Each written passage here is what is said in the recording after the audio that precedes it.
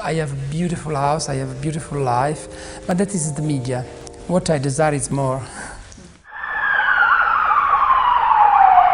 Gianni Versace was murdered in broad daylight this morning. Designer to the stars, Gianni Versace gunned down on the steps of his lavish South Beach home.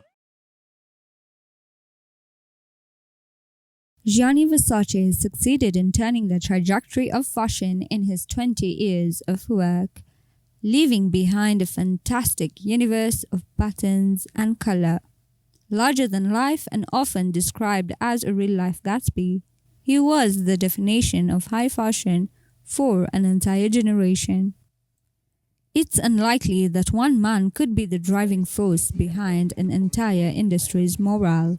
But when Versace was murdered in 1997, it certainly felt like the light behind fashion dimmed. Let me take you back to where it all begins. Gianni Versace was born on December 2nd, 1946, in Reggio Calabria, Italy. He grew up with his parents Antonio and Francesca, an older brother Santo, and a younger sister Donatella. Before becoming one of the world's top fashion designers, he worked as an apprentice at his mother's dressmaking company after his high school graduation.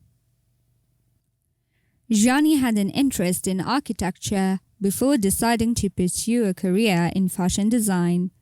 Relocating to Milan in 1972, at the age of 26, he began freelance design for Italian brands Gianni, Mario Valentino, Callahan, and Complice. In 1978, Gianni started his own fashion company, Gianni Versace Donna, launching a ready-to-wear collection for women.